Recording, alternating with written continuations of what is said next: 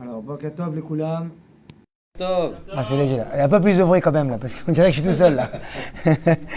Alors, Baruch Hashem. Alors, aujourd'hui, on est le lundi 20 décembre, Bezrat Hashem. Ok.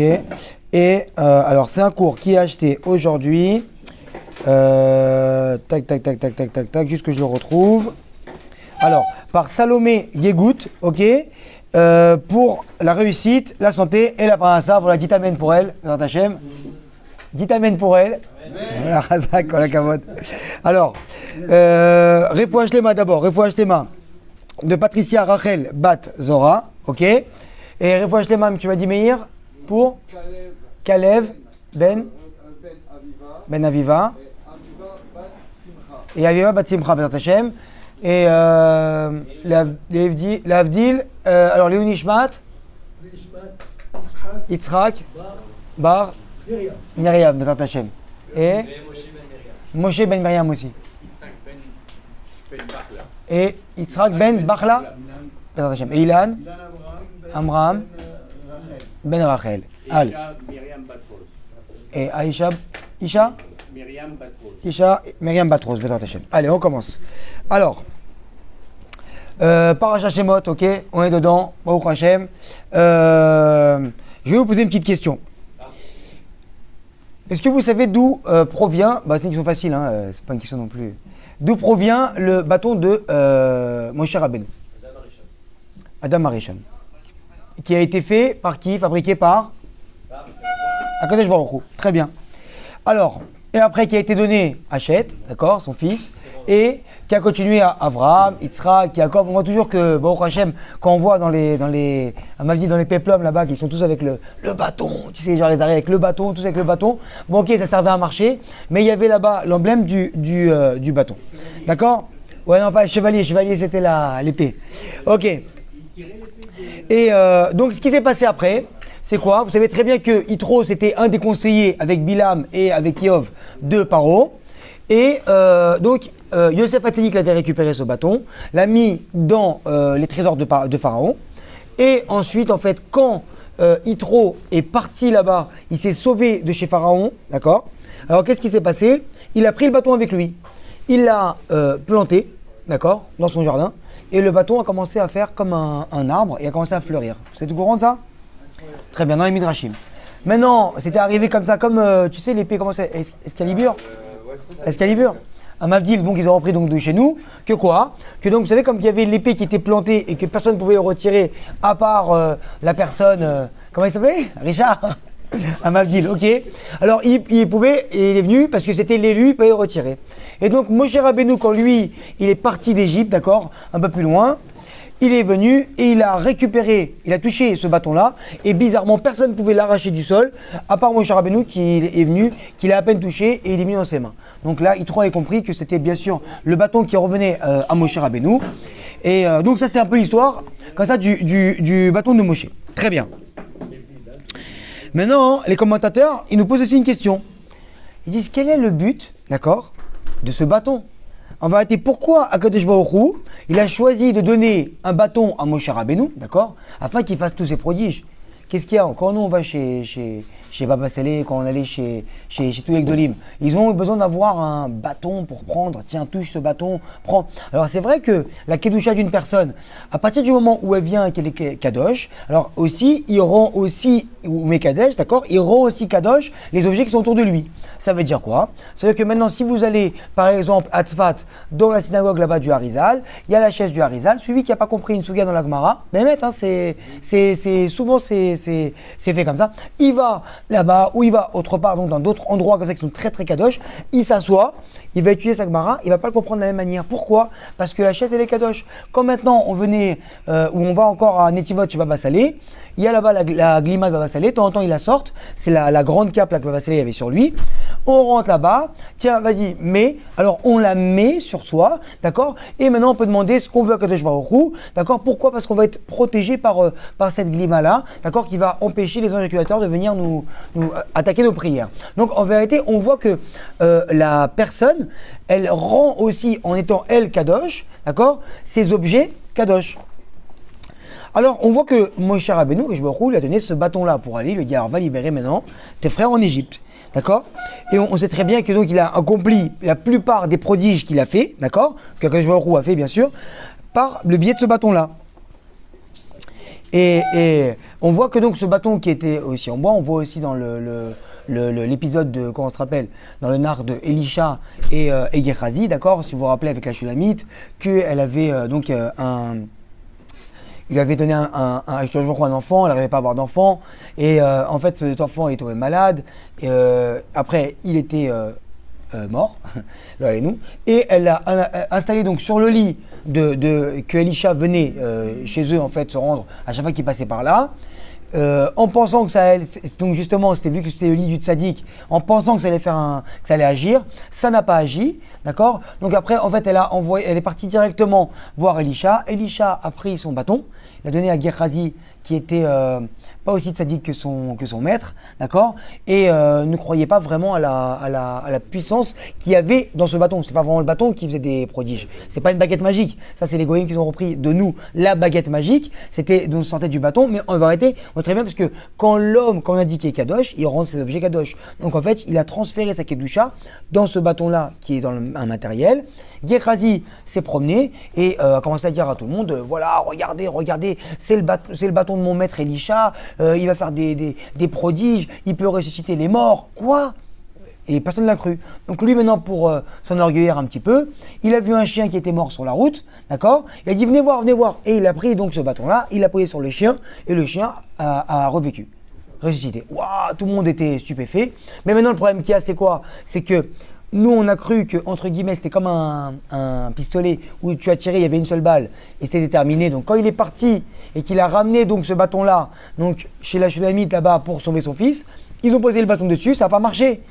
Pourquoi? Parce qu'on voit que quoi? C'est pas seulement que ce bâton comme la baguette magique, c'était la émouna que tu mettais en ce bâton-là qui agissait. Donc lui, vu qu'il devait prouver aux gens que ce bâton-là, il marchait, ben en fait, c'est que tu as enlevé la émouna qui avait à l'intérieur de ce bâton-là. Donc c'est terminé, ça pouvait plus marcher. Donc quoi? Donc ça veut dire que à partir de ce moment-là, d'accord, donc on voit que dans beaucoup d'épisodes dans la Torah, on a aussi des gens qui avaient des bâtons et qui rendaient Mekadesh leurs objets. Très bien. Alors on voit que quoi dans la paracha Bereshit, Akadosh Baruch Hu, qu'est-ce qu'il a fait?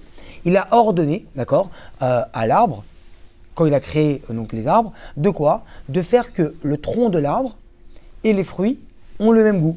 Ça veut dire quoi? C'est-à-dire que maintenant tu pouvais te promener, entre guillemets, dans la forêt, tu prenais une pomme, tu la croquais, tu voulais quelque chose d'un peu plus dur, tu prenais un morceau d'écorce, tu le mangeais, et ça avait le même goût que la pomme. Mais le problème qu'il y avait, c'était quoi? C'est qu'en vérité, si tu vois un arbre et que tu prends ses fruits, tu les manges, il n'y a aucun problème, parce que l'arbre, il peut redonner des fruits. Donc l'arbre, il existera toujours, et les fruits sont, donc les fruits qu'il a donnés est renouvelé. Mais sinon, tu commences à manger l'arbre, donc il va y avoir un problème. Alors qu'est-ce qu'il a fait l'arbre? Il a désobéi à Kadosh Baruch Hu. Il a dit non, jusque là je veux bien, donner mes fruits, il n'y a pas de problème, d'accord? Donc c'est-à-dire que tu invites des gens à la maison, il n'y a aucun souci. Donc jusque là, donner à manger, te servir et tout, il n'y a pas de souci. Par contre, de là que tu viennes, que tu dormes à la maison, que je dois te supporter, que je dois laver ton linge, machin, Adkan, d'accord? Donc il donnait des niveaux. Bon, bien sûr, on comprend bien que la terre qui a été créée par Kadosh Baruch Hu, c'était pas ça vraiment sa kavana, d'accord, son intention. C'était que quoi? C'est qu'on sait très bien que Adam Arishon, il a été créé après, et Adam Arishon, il est appelé Adam du nom de Adama.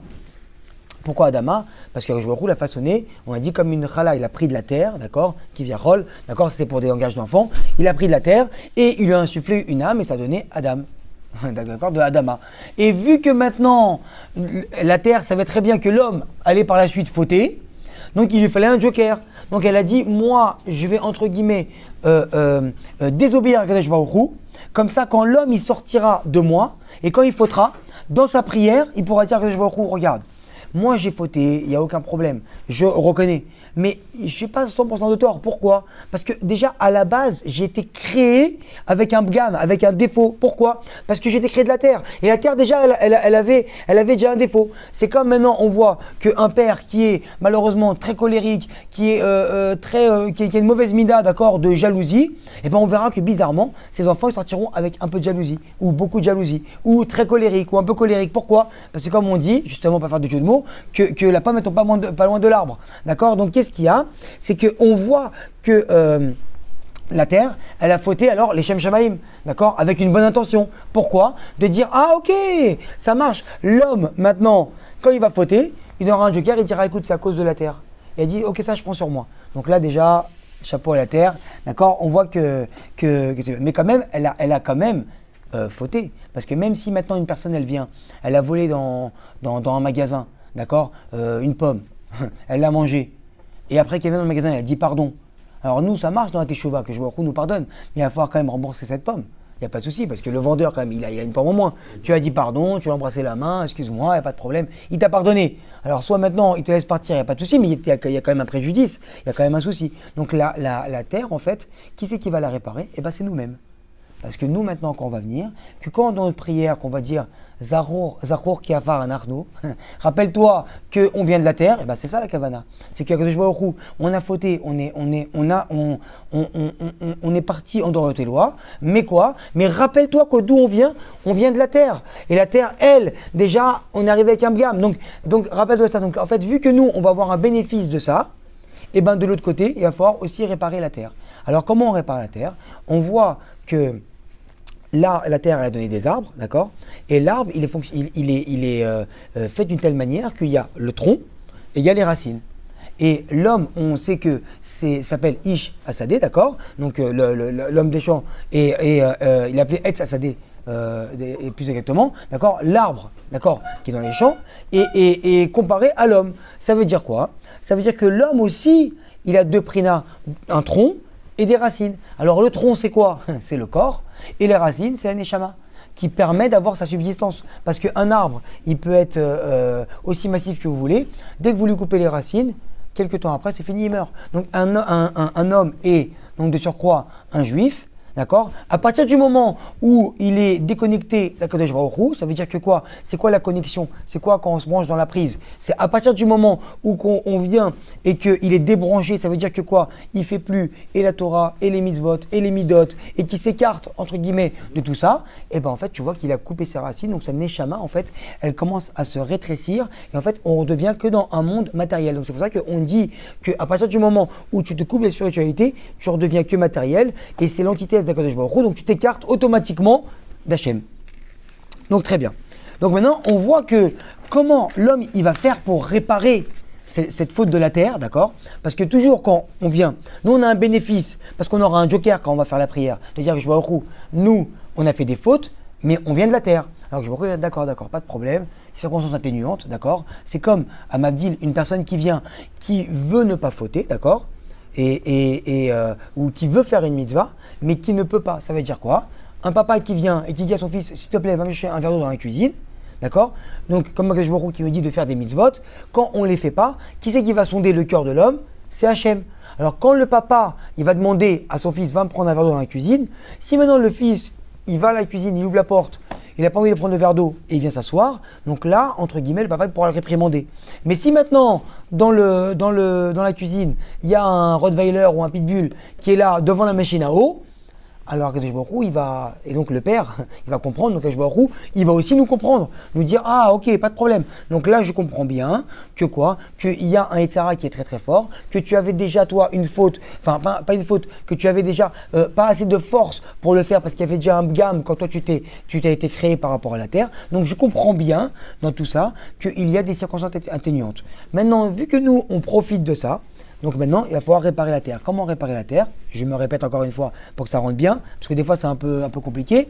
Donc quoi? On va maintenant se recentrer sur le fait que l'homme, d'accord, il est comme un arbre, d'accord, et qu'il va maintenant que sa neshama, qui était les racines de l'arbre, et son corps, qui est le tronc, maintenant vont faire une seule et même chose, d'accord. Et comment on fait pour ça?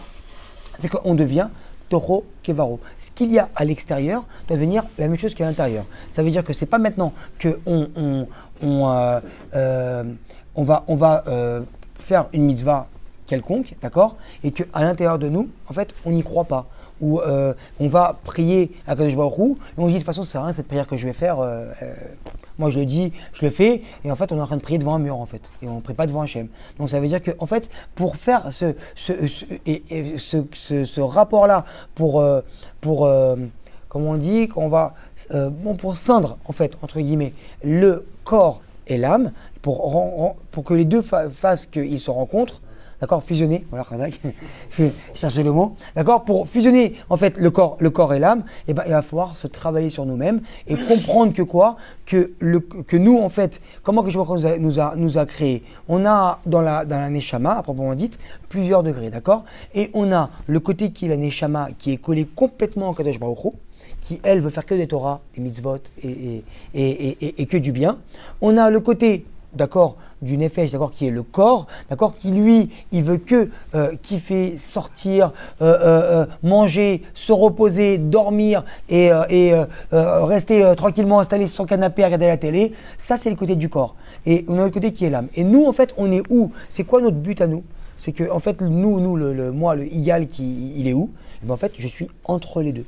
Et c'est exactement le fait que quoi? Que je veux prendre ma neshama qui est la volonté d'Hachem, d'accord, le corps qui est relié à la matérialité ici, et les recoller et les scinder ensemble. Ça veut dire quoi? Que quand je suis attiré trop par la matérialité, je vais repenser à être une neshama. Et on n'est aussi pas qu'une neshama parce qu'on vit dans un monde matériel. Donc en fait, qu'est-ce qu'il va falloir faire? Il va falloir recentrer les deux et en fait faire que Akadosh Baruch Hu puisse se dévoiler dans ce monde-là. Comment?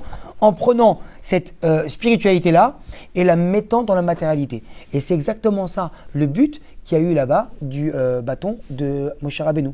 Parce que lui, qu'est-ce qu'il lui a dit à Kadosh Baruch Hu? Il lui a dit, ok, prends maintenant ton bâton et va. Pourquoi il lui a dit prends ton bâton à toi et va?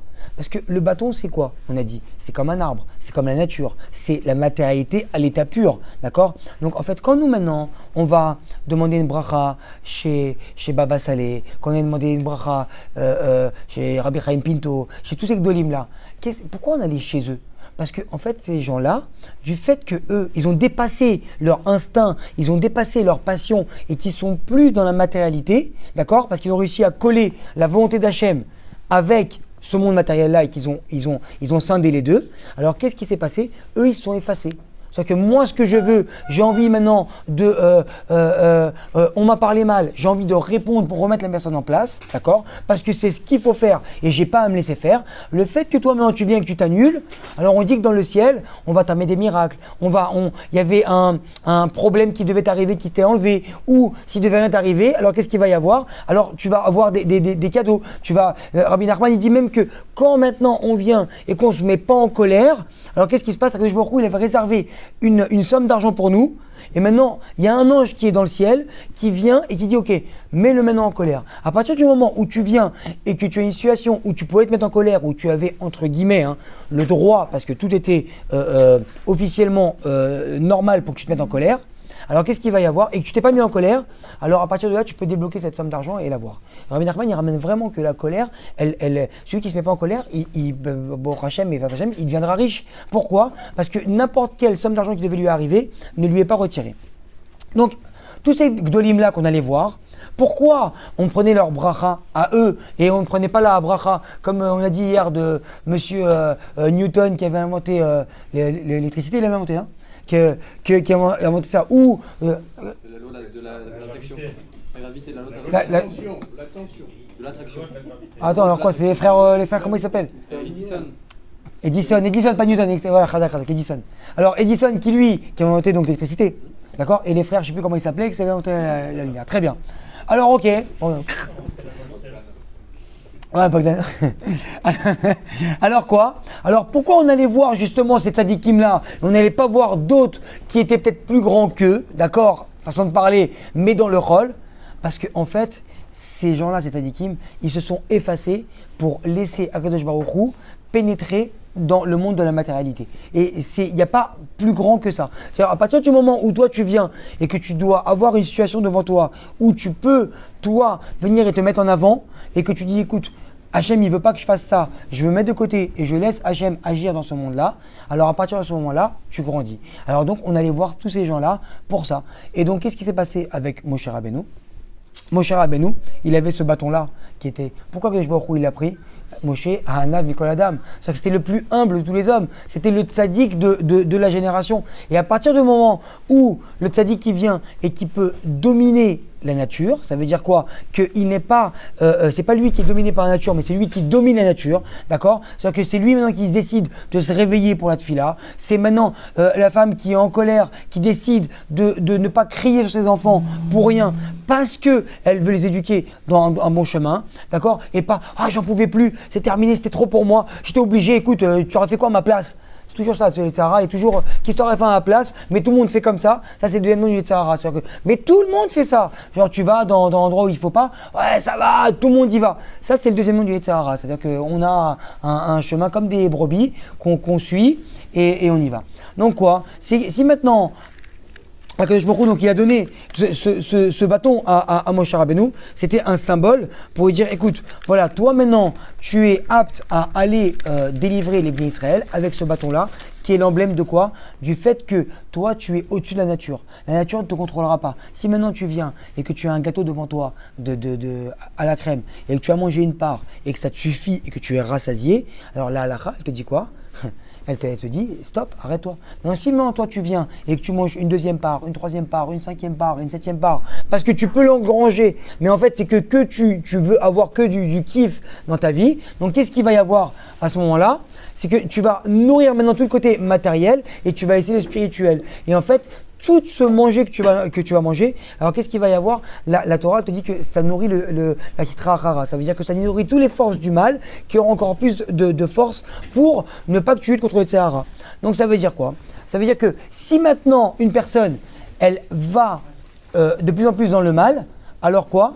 Alors on voit que en fait elle aura du mal à sortir. C'est comme un Mavdil qui tient un kilo à nous qui se drogue, plus il va se droguer, plus il va en vouloir. Et moins il va se droguer, plus de choses aura à s'en sortir. Donc maintenant, pour finir, on voit que c'est pour ça que Akadosh Baruch Hu a donné ce bâton-là à Moshe Rabbeinu.